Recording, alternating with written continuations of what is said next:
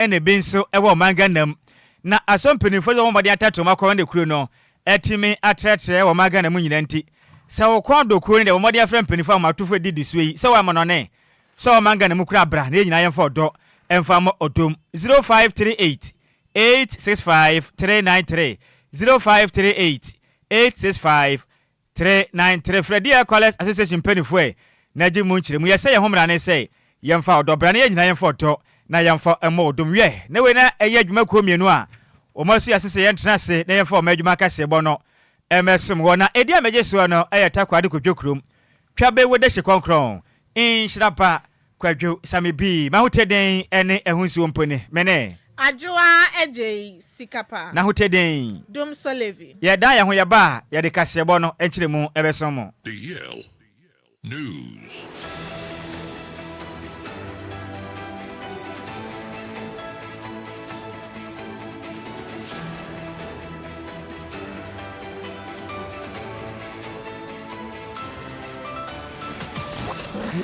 It's official. DLFM 106.9. Yamamo akwaba afe kasebo no enchire mu enie Ghana Mampenin John Dramani Mahama edensem atudwa echirimi say yakwayanim si oman no edum pempen so be no mahapa o manga na mu ni sente no ode yefura ba o chiremu a Yankopɔ ya adom na saban esi school dan bia wo mayi mu a ene e first school mfiti ase basic level schools no sem penifo bo homoden say wanum betime esi school dan be wie no na wonom esi bia ye nso akekirefo no ede wo mutire ebeto se bebeboa na disua so etime konkan ewo oman kanam Ghana Mampani ka semu ene wo kire mi se oman ye tim sese ne du ba bia e wa school dan bebre na hodom a eya de ba bia akekirefo de wo mutire beto no na ebi ni hodom intedu pempenso a na tetima ye den pa ede ama akekirefo no Ghana Mampani ka semu ene wo kire mi se sa ha hodo a ekoso oman Ghana mu a akekirefo enye ba bi enfo mutire nto titru ene nkurase ne sakoba ne sa ha adwen ema adesua entimi konkane Ghana Mampani ensise mu no wo kire mi sem ana moto a woto bon homoden na one eye teachers eye education fan be bomoden aka bom baako na wonom aboa esisi adan kama pam no chekire ni a wo peden yatam anasa wo pedan po na wato na wawa hu se ufia wasie ni no wobetimi apply ene bon homoden se sa eye teachers education fan no wobetimi wonso bosum bia do meto kakra de atum na aboa na sa education fan why contributor eba ne sa pa o pedan a enya da bebre kura Ghana Mampani ka semu ana wo kire mi sem empenifo de biada wonomoka wonomu si da wo se affordable housing nanso mbe wie no wo ye ohiani ba wontimi ntobi teacher ni ntimi ntobi da o kire mi se dem ba basis na betimi aye low cost ebeboa pa na kire ni bia wo Ghana mu a ne kondo so no so ebetimi anya dem papa da mu no obetimi atobi atimi atremu Ghana Mampani kire mi se ha adwen se kire ni betimi akira de MVP obekwa na humugiem no ne abusia ena etwe dan ho manso we ye haya media we ye winya de mpapa jade mame na kire ni mu a wabon ho moden etuma tete Mampani watete ma shebedwane atete osoafo no onya ba bi mfa ne tintu Ghana Mampani kire mi sem ana moto obeboa pa ma kire fo ne ba bi de omutu asebe beboa na wonom kɔ omahumugiem a dachi biada wonom enkonkosu efangum penifo so awo manganem. So I'm happy to welcome you and then to reiterate what Haruna said, that we have passed a directive that every school that is being built at the basic level must come with accompanying accommodation for teachers. And so instead of just building a 6-classroom block, there must be teachers' quarters attached to the classroom block so that the teachers teaching there can have accommodation. But that is one angle of it. The other that we spoke about before the election was that we wanted to collaborate with funds like the Teachers Fund so that governments can also make a counterpart funding and add it to what the teachers have. And then you can have your members apply for housing. We'll sit with you, do the designs together, make them. In Ghana today, when you say affordable housing, it ends up being, more for the wealthy than for the poor. And so I call it low-cost housing. Achampo used to call it low-cost housing, and they built so many of them all across the length and breadth of this country. So if we can make provision in the budget for a fund that will be a counterpart fund to the teachers fund. Then teachers can apply to own their own homes. And so we would go in and build it for them. And if they have a working life of, say, 15 to 20 years, it is possible to deduct, monthly from their salaries so that by the time they are ready to go on retirement, they own the house and they don't have to go. They don't have to go and quarrel with their families about whose grandmother's room was this. It was my grandmother who built this room and all that. We believe that they should be able to retire in dignity. And so it's something that the Minister of Education will take up with you so that we design it. And then maybe from beginning of 2026, when we come for your big meeting, we should be able to announce something big for teachers to celebrate about. Any awoti Ghana mampeni John Dramani Mahama. Yantwa kase bone so no mampani John Dramani Mahama e dia betudwa echema radio stations be 64 National Communication Authority for NCA ebe omodian ekotu mesan so mubu emra so no do dia betudwa echema omonko no omonko sho mujuma ase a omon twentwen so kra do de sa kwankyere we e de ma Minister for Communications, Digital Technology and Innovation ochemo asoye no NCA for emomodian ndi djuma no mo hwese radio stations ahodra ya tutumu no ombetimi asho mudwumadie no asen the press statement and beto jano efriye Felix kwachi ofusu a ona ya kasamafo de ma mampeni sanso no ye osoafo a ona shekita hudie hu nsem so e wo mampeni aye akache ana odi beto jano ochemu so mampeni gidi pa ye se eba aye nsem twa adwuma ni ma wo so obi anya ne ho no otimi edi ni dwuma esan se eba kabi na menka bia mamu na ya de omu su di dwuma kotempa e wo mu ntin ka be ya omomodian no monko Namunko show mujumedie na sesa so ano se eye asoya ne NCA nkasa se ne ebe ya eye radio stations ahodro no betimi akonya tumi krata odi bedi djuma na betimi aboa na radio stations a omoho etimi kwa adwemu eye Happy FM Asasi Radio ani wuntumi FM ani na ewo Enquires. Na chese sa stations no nka omoto ye atwa na na nka chese omadwuma na abawiye no sanka omukotuatua omuka ne wie di ankampanifo bebia ma wo mo ba esi o mampani kire mu se o serese mpanifo nya abotre na omo bre na wo no mukotua na anya sa no mampani ka na oka na esi asa stations so mutumi nhyate omo dan on nti no mu nkoye adwuma no eti Happy FM 98.9 ena wuntumi asase ana wuntumi asase 95.9 no asase am say 99.5 ena wuntumi 95.9 and then na menye Ghana biowan di onti Ghana mampani so wasra amawade anhwe se wanum betimi aboa na sa stations we no asan bebo adwumade na aboa Ghana kabam kabia memu na kona ne manya sa no mampani ka na okae yo yate yantu akase ebo no so ne yenkopie mom ewatiwa east abato empesu aso na hoda mo so de wa wondim Ghana yegusu sa na meka se no wonim se oma ya tim sese no eye sukuu mfiti ase JHS 34 no BC nkwadan no omuguso omotran so hwe na atiwa east abato mpesu aso ekoso de den anya sem kuma kram na district assembly na hyebo se ebefo mbo homoden pa omhoma enim kwa enim kama pa nanso ayade awofo no kapre emontoma no omoje damre tusirenti no penifo bebo pa ma scholarship eba mo fra no pa se be ye bebo no madusua no wanom etimi atwaso empenifo a kire se won bebre na timi afasa tibia ni mu a edu baabi se enyasem kuma kra ne yakopon fa fie enda empenifo tumi bo foto assembly ni boye na omunya bi de ko school anka samra mekase no won na nam kuroma anka sama kwakwaya sa adwuma anka kapre emontoma no anka omna ho nyina ye pasa okreim ne santi akwanya omunya ompese ombema ebebo nkoda de ntino won betimi aboa na mofra mbo modenya ko school ewa etiwa east abato mpeso anso mbenya sa kwanya we biem na NS team eya mensin krache ne kasa na okire mi se onumpo sa kwanya wonya bi ne sente no akwanya kase wonya ye no ompese bahwere mofra wonu manya akwanya wonu mko school ewa etiwa east abato mpeso aso nti baba no homade pam assembly no akwa sa eya educational scholarship ne de abana bo mofra de sua no etimi akonkanen na NS team kasa ye mu no okire mi se ebebo pa ne sente no eye mensin nyanta na chi no mara de sua sensem entimi enkonkan ɔde sɛ de tudwa ɛnɛ yɛ wɔtɛyi John Bosome no ne da tɔso de me no kopie mu ɛwɔ Atiwa East Mpatam hɔ no ma ɔne ɛyɛ mahyɛbadwa de ma de hye wanem wɔ Atiwa East abra ɔsɛyɛ sare ba ɔmɔden kopie mɛmɛ ahodo a nsɛm wane hwɛ no ɛkɔ so na boka sɛm na ɔfa kwanya no so ɛde afuto de ma desuafo nyina sɛ wɔn bɔ mɔden sɛ wɔn bɛtumi adi ɛyɛ nsɛm wane hwɛ ho mmara so pɛpɛɛpɛ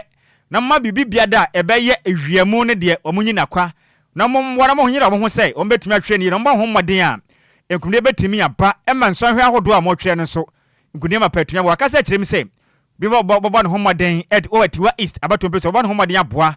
ɛma ɔno so school pɛ sɛ ɔkɔ no wɔtumi anya kwanya de nsɛm sei ɛde to dwa abana ni swado bi ni sɛ ɔmo nyina ɔho na dodo na ntimi pass nko ɔmo ne yɛ daakye nti yɛ tete ɔmo nyina yɛ tete ɔmo afa tete ɔmo ma Ghana sɛ de bɛyɛ ade a Ghana ahyehyɛ ama nkyirmafo no so ɔmo bɛ benefit nti so far so good we are hoping say betimi yɛ good results na etimi ahyɛ ɔmo Ghana ɛne to afutu a bɛwɔ ɔmo sɛ rules and regulations bibia emra ɛtam ho nti rules and regulations na wide for the abano ɔmo hwɛ na ɔmo ni so yɛsɛ enye we ya make sure sɛ wo ɔsɛ bia na ade nkwa na ni dada nti wo so bɛkɔ akɔtɛn nti keka na nye intention sɛ ɔkɔ akɔkɔpɛ bibi na akɔ akɔpɛ for ɛyɛ ntimi ehu sɛ exams na akɔ na so yɛ assembly yɛ din kita ho ahwɛ a promise once ya yɛ decision executive na exama ɛnso yɛ president yɛ sure sɛ assembly no be creative scholarship system bi ɛde ama because me in particular be a beneficiary from East Akim at the time when I'm working for State College. I benefited from district assignment scholarship. And then the visiting it was in my mind. Let's say in the course of saying the best students of the young one we help them. Now you make sure say it's where we can get the best out of the human resource so we are going to do it. Any awuti ye a mercy cratchet at the Madeshia. Wanom ewo Atiwa East abato mpesua so ne den odonimnyamfo NS entim ena wote ne kan no akire no ena mahyebadwane edema adehia wanom ewo Atiwa East abato mpesua so eyonimnyamfo ye maame abena osei asware kasemu ena wo kire musem emofra no saa ensɔhwe a motwire omo nyina da atumi afa mu bi pa ne senti osra o mada omo nyira mo ho enkonkode ne sɛ de tie be no kunimdie ebetimi aye wonom dia wasan kasa ena wo kire msem na nkofra emofra no etwera wonom first paper eye social studies no ena waka kira wo mo sei awade eye debate awade yi de onim sei awade oba ne bema ede ahie no omoden ade omo ho aya fefefa na nkwada piem na sa awade nikanika pa Ghana hyehye so atachi o kire sei ya kono pam ne maame abra osrasa ne nkwada ne sere papa pa honom ya nikasem no bon ho moden acheche ne ma pina de ma emofra ne nuane ne nsuo bebro de ho de ma mofra no eye bebro mofra ma akoma akoma motwe nso hwe no ampote ma akoma akwa pem ahanan ene aduasa mienu 1432 BEC kan de motwe nso mo nyira da aduane ene nso so monje na mo na munya hode sonko na wonom enfa ntwe enso hwe no de same say e de tuja. If you want to move to the next stage in life, you have to go through examination. So we are pleading with you, put in your best, do everything possible that you can, all right? Yes. And I know that even the sky will not be your limit. You can go places. For us, we know we have a future in you. Make us proud. Make us proud. You've been through the first one. I saw your social studies question, and they are asking for marriage as defined in the context of the Ghanaian. Clearly, it is trying to instill our values in you. That in the Ghana context or the Ghanaian context, marriage is between what? A man and a woman. Is that not the case? Yes. Marriage is between who? A man and a woman, and that is the Ghanaian context. We are proud of that context. We are proud of that heritage. Let us cherish what we have. You understand? Yes. You are representatives. We want you to represent us well, and you represent us well by how much you put in your examinations. Make us proud, make your parents proud, and show appreciation to your teachers for all they have done for you. I believe DLFM that is why we are here to encourage you and to let you know that we are all behind you. We are praying for you. And we know that from Wednesday to next Tuesday, the Lord will be with you. He will guide you, and you come out with flying colors. Any out here, my journey at the Madeshia. One ewo Atiwa is about to peswaso. Ne den edonimnyamfo abena osei asare na ne kwakra mo no ene ya maame ono eda humasua no ewatiwa east abato empesua so ne den ede pia akwa ene wo kire musem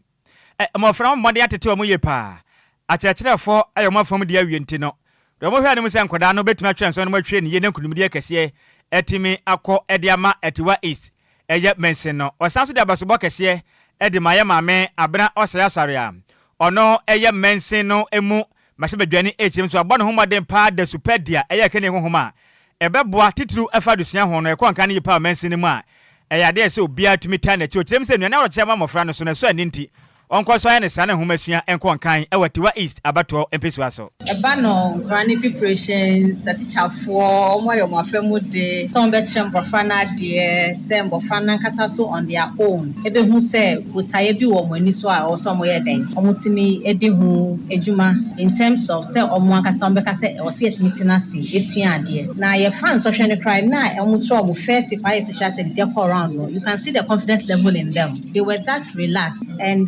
Nyamisun Chad, ye honorable member of parliament for Adwoa East District, Honorable Mrs. Abno Asari. Ono, she's been there for us from day one. Say Ayen Kunya, say Yesuladan, say bedrooms is in social brain, was a my mathematical set, any pens each. Emma Kranina, Nkranum Dudoye 1,432. Comprising of both the public and the private schools. Wache sanime ama omunina. And on that nche wasama omu lunch pack. Send a beya omu ntimi nka se bia ye paper baako ye kopeduane edi. Onbeba no na time are you ready for omu next paper. Eni a woti ye ayeye maame ono ene hwe humasua so Adwoa East mensino emu ne den edi Pierre akwa ena wote ne nkan na amane bueno yensem treni kontenhene Kofi Obo ene defiri apiamentemu ebesom yen Yanto akase bone so na mfimpi mienu ne aduonunum eye bi sin so he na omotro mo hyase eye homobobo so meni de to so eye dubaako a school for be 600,000 ana e wo man mo omotro eye bi sin so he mu na omundu ba bia na emudu de ya de omache omoso mo ye ne ye bone e wo ye bia ye omotro so he na eye waye for e de abetudwa no mu chema ye nipadu yi de omo de na omakoma police for mo hwe se enhwehwemu ebetimi akoso na waye for chirema ye BC ni wasi no sasa so he na ekoso a aya niema bebre na ana ekoso ewe ye examination ho no ma e ha adwin ye papa bebre na etimi din samone pa ewe ho ni titiri ni apo a mo de show mo ho sane omokwa na omo hwehwe ye paper bi so na omo chocho answers no eya de ha adwin ye pa na omo hu bibi se ya na omo twa papers nim ana so omo twe eya omo results no esan ye omo de to pending kopim se hwehwemu betimi akoso ansa na omo release eya results no ede amawom na bra mo ne nsem chofo etwetwe nkomo ana ya wayek for head of public affairs eya John Capino di tudwa na ochem se ne akoso no de aya na ha adwin ye pa esanse adenti ana wasem ofra matena eya classroom asua de na afia mo be examination ho a na mo ye ne ye bone aya na ha adwin no chema eya maami bia waya ne ho se opamade ebo modin aye photocopy eya answers na wocheche ede ama candidate no emo mutimi eche no sanso ana ye student nurse baako ene eya administrator free eya private school ni mu baako so no aye photocopy answers no ede ma school for na eno so no e ha adwin ye pa odin sem say ede etudwa about so far, the reported cases are about 10. We had one supervisor who had a mobile phone. He had taken snapshots of the questions and posted on social media. There were 6 other invigilators who also had in their possession mobile phones, and on the mobile phones were pictures of the questions. There was also one lady who described herself as a fashion designer. She had in her possession photocopied responses that she was going to distribute to the candidates. And then one student nurse and one administrator of a private school. All of these people were trying to solve the questions and then send same to the candidates in the examination hall. Our monitors were swift enough to pick them up. We are still gathering reports from some of the other centers that we could not get yesterday.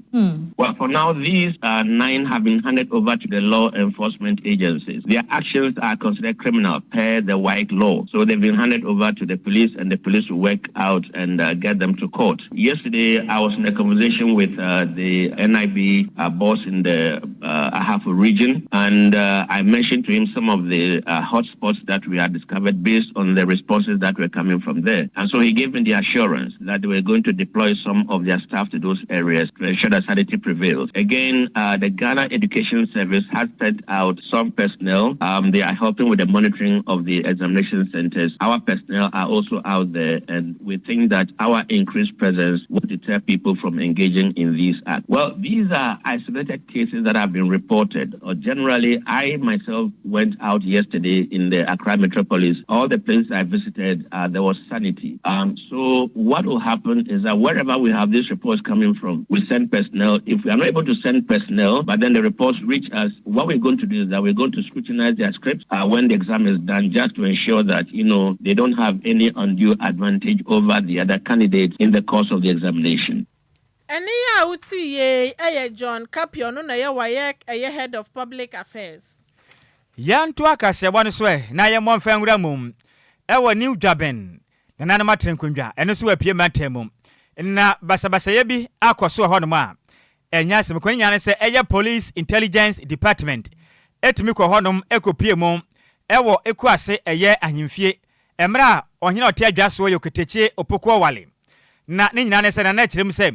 Ono ne kuro na otemo no, asase a oteso no. Emusie ye ebia o masi nipa se bia o mawu ho no ya musie ye no. Ohina papo no ena woda efiduase, ohina ono ne hye nase no, opem se da bi. Sasa no oto musie ndia ma obi no de esini bi nti no. On president na kirem se sa ne no so mpene den ne de obesi bia besi okromo. Ne santi ama polisi ko tututuo ne ade okrom ho no ma kirem se ade nti ena asase kakra wei emusie ye nso motwe ho manso. Na ne nyina ne se eye afiduase ohina ne dende eye okowua dwomo babu.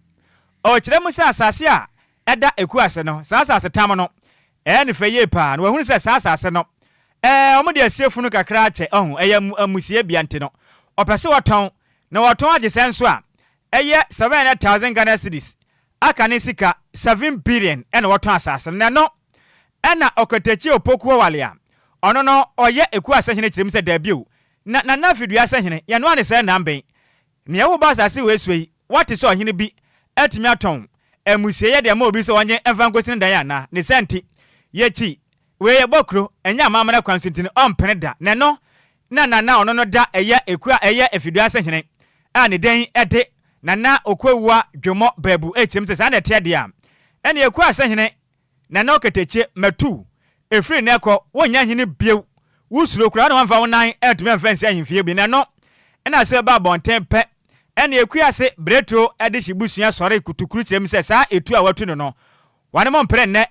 empre china efri se ekuase breto ade hibusua no wane ma busua pen na kwa amenya ko kirem se ono na ya busua pen ono wankasa ne peja na oyo okotechie eye free fai ede kokoma efiduase hene se wonse ne hene ntino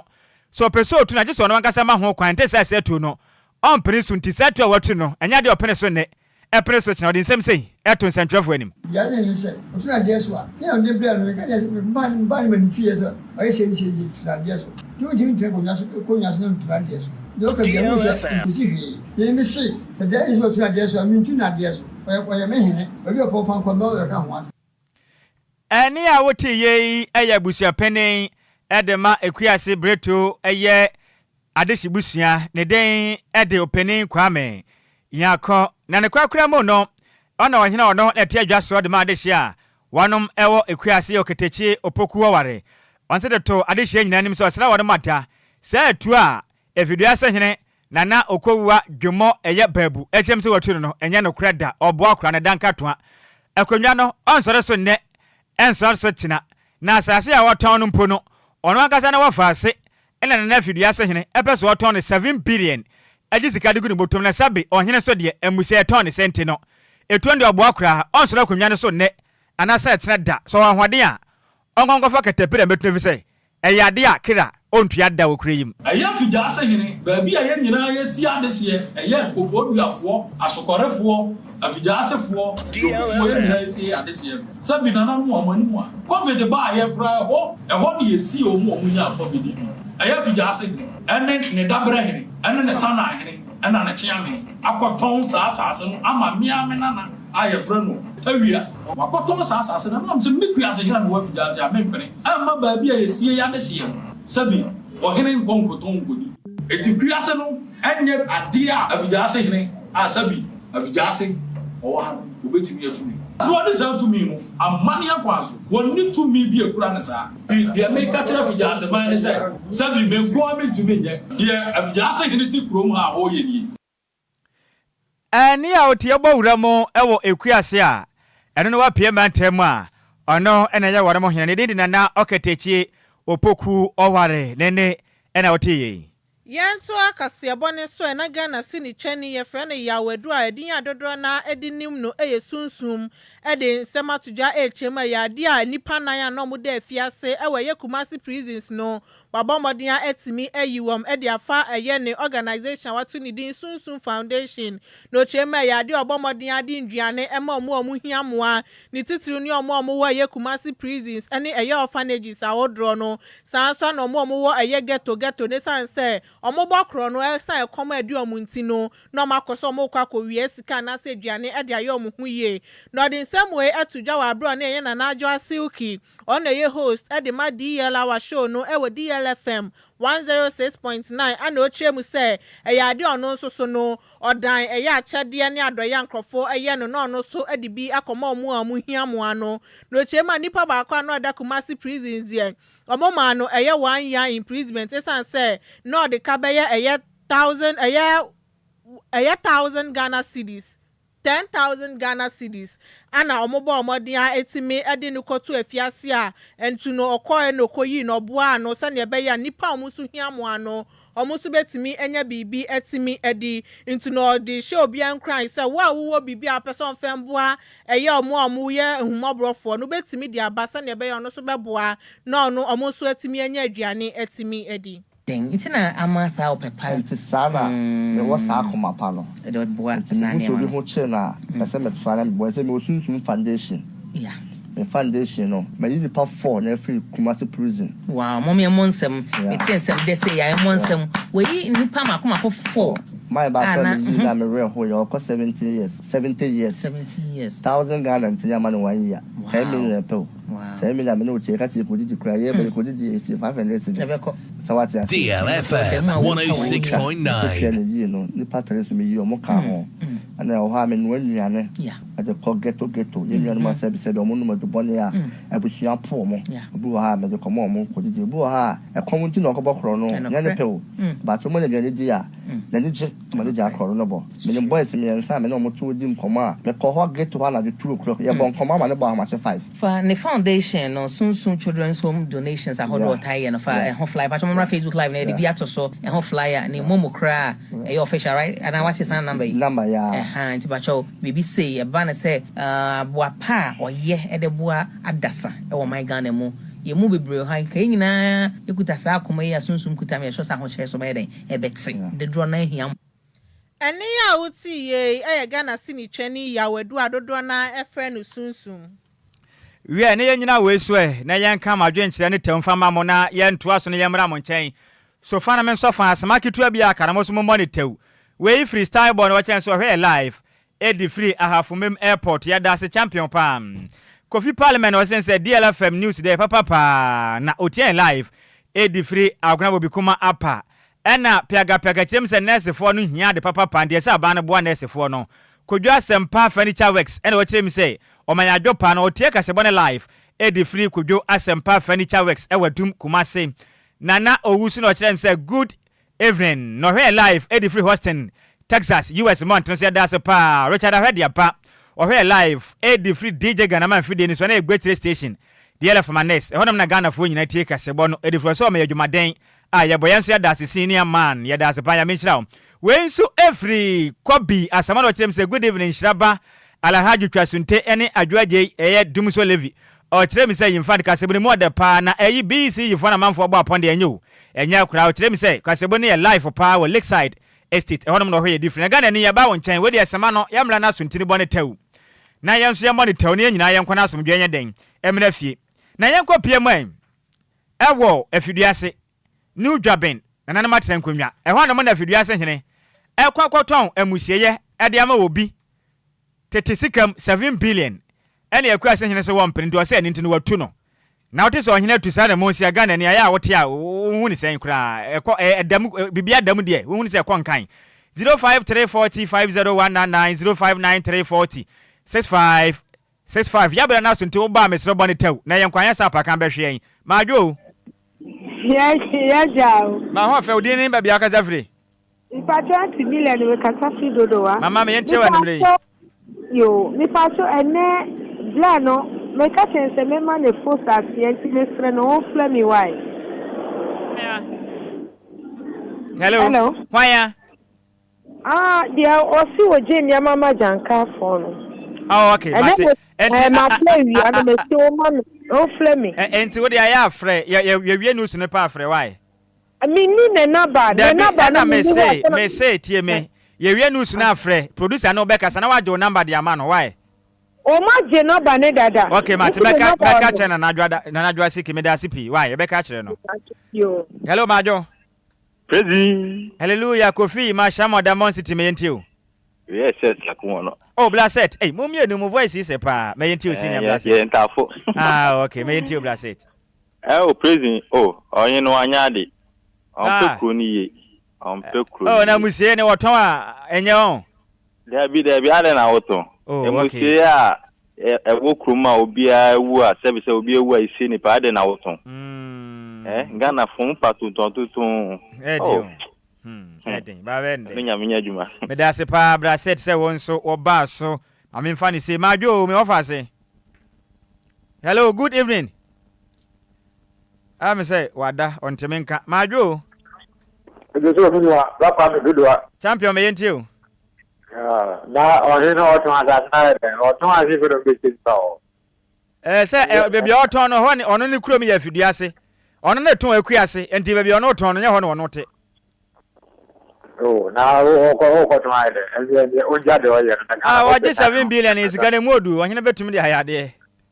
onja eseyidi anton onja enyo onja ahwana nanom fodo mo se be kan kura ba te be da se pra bra kwa me majo nini amajo 49 na masie primary Abbas Austin me yentio ohine na wo se ahimfie wakoton ajapade wa ahimfie bi no papa so atiata ahimfie bi obuwu a ye be hata wo mana so no anti obi ono so ahina ne hye na asenti no sebi am sa ohine na ni so biri no ya wo ohine bi wona unu nya asema ya nya abotre to bo ase sebi dabi eno mo bi wo ho ase de ya na abote enti ni amemeka to ohine bi ni se won gada ni kuro mu mema wo ho no mo ko haka jake ye fere se ohine o mo pani no mo twa na chimpre pa na adwene mra fie sebi di ansam fon no o gotamo no ba what do this impediment da mate fana mate me da si pi na wa hwa ase de okoko apa na me di agora ahwa be pa wo hene yasum mesre wo ya me last caller ma obi amfre bi o majo yo mama srebo che ma de last mama ya me last caller me ntio yo oyin lo yo ke die yo ke pa o ti fi ko so ko e ko to obi mutie ya anaso bi asa si free wa jiniana Mesra pato hello mama nyabote mama papa mi fio pato wajimi ana no twesama mesra wa ma tia sign me pato bibiri mesra ne mo ma na ni ndi oni ba ko no mo modi ase oni ni bedi lipa me da se mam kokko mra fo mo ati me wafa asefo na ya na nsemi ha o mo pa o nti se me nyabotra hwa na o ma ko fa asem de abro mo wofa mesra mo aya mu nyabotre se muni munu anya asem a o aya mu nyabotre na sika ekuasefo no se same na mo ka kire nana no wo ba no papa ne ade ye be boni dia me wo ba no papa ne ade ye be boni dia me de masama no ai o de masama no se na mpeno oto amusie ye no be boni dua na ekino hwe ade a wa pin wo ka se boni ye bulu kom se pon emusemufuo no ye maze me berantwene semo ede emba yen be ma tentene gram a kawasha densa we wawade ntimesra wo hunu ba bia atwam ne den ede DJ Omarion ene de kopie mo Facebook no so DJ Zigibi chichima firi ni furuma de mai makase bo ne muda hokrojen akenkanfo a yɛhwene tea senta mu animre a yɛbɛsin konwa bɛsew mo no edi amagye so no ɛyɛ takwade Kwadwo krom twa bɛwo de hye konkron Nhyiraba Kwadwo Sammy bi mahoteden ene ɛho nsuo mpani menkra moden ɛyɛ Alhaji Abdul twaso ntedi hye nie mene mo fa ase ba Adwoa Agyei Sikapa na hoteden Dum so Levi yɛ kɔ no ho na ɛba Apakanji ɔde de na ɛba sports ne yɛ de akopa maso nsɛma na meboa ada ɛho sɛ wonti twi ana DL Power Sports emu ade ejawom dedew DL Power Sports emu ade ejawom dedew enti ba mu nyina mo ɛne tia ade hye yeah, second issue boy. Anytime you use grassroots bread, everything happens. Because at times, you know, yeah, and yes, you only kind of friends almost there. But the one has me a big team, but it's your man, I'm on my lower because of it's a general about a lot of effort for match and a half match. Because when you say, of course, if you are lion, or which when you're player, how your quality, I say we are going to cook. Tanya man out there. I want to never be a car. I want to say. Sana yanku popeno. Je na yanku po atoro se ebe ho no ene be ye ho. Enti yeda yanku po ase. And sana mistakes na ba in our players side na. Omutimi equalize ye no. Inshallah bro ni se mintu mo me ase. Obehwe na wasiye no mabi. Baby, what the direction of Kife's here? Direction man, yen ediko. Ediko win never kofa obi aba na my high diamond na mitianika. Kind of you are journalists, some of you don't I think you are doing like you don't go to school. Direction man. I'm taking Confessor to a good direction. We thank God.